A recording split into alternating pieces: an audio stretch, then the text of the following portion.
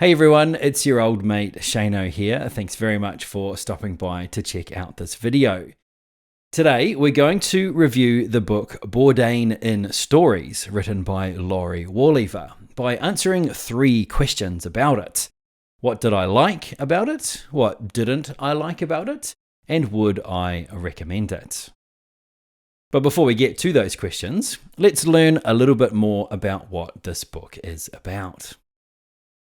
This was published in November 2021, and it's a collection of stories from people who were in Bourdain's orbit throughout his life. The book takes you through Tony's life from his young childhood through to when he passed away and a little bit beyond.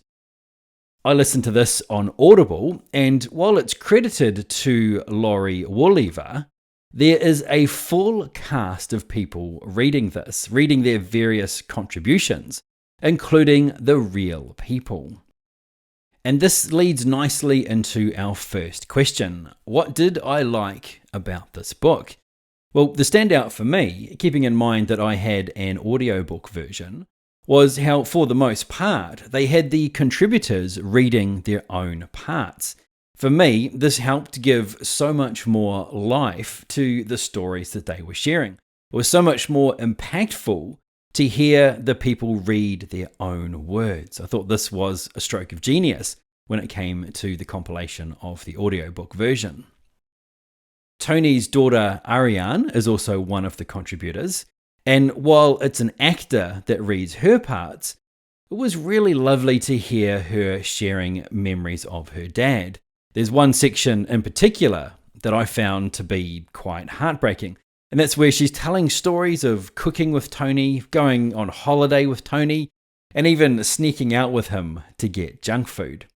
It really showed to me a side of Tony that he didn't often let out. It was just a kid and her dad getting up to shenanigans, and I thought it was pretty cool to listen to. I noticed as things went along in the book that there was a palpable tone shift in the readers' voices. Things start to get pretty dark towards the end, as you'll know if you're familiar with Tony's career. In fact, I think you could tell in some parts, listening to those reading their sections, that they'd actually been crying either before or during the reading sessions that they were putting out. You could hear it in their voices and their blocked nose. It is quite full on to listen to, but for me that really helped to add again, impact to what it was that I was reading. These people were pretty clearly and audibly affected by their time with Tony and by reading the things that they had written. Overall, as I said before, I think it's a brilliant way to compile a biography. And for me, I got thoroughly engrossed in hearing about all these different stories about Tony and his life and his career. And also a number of things that happened off camera during moments that I was familiar with from his career and from his TV shows. So that takes us to our second question. What didn't I like about this book?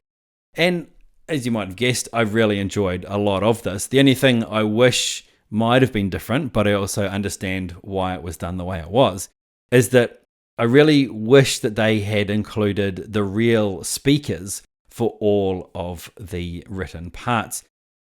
As I said, those sections that are read by the people who wrote them are so much more impactful than the sections that are read by actors.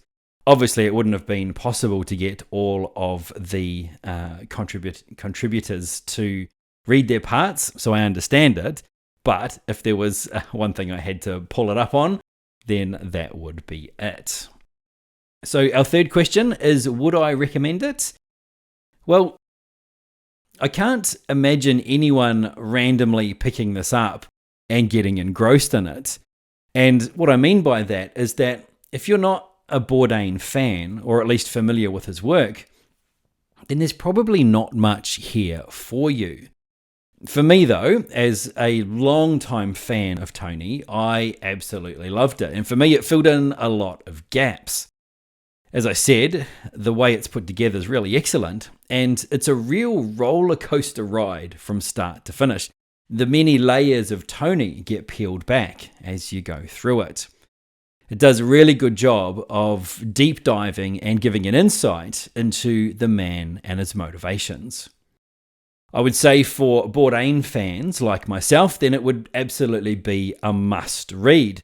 And I would say if you do read this, I strongly recommend that you get the audiobook version like I had, because then you get the full benefit of listening to the cast of characters and the real people who were there with Tony throughout his many adventures.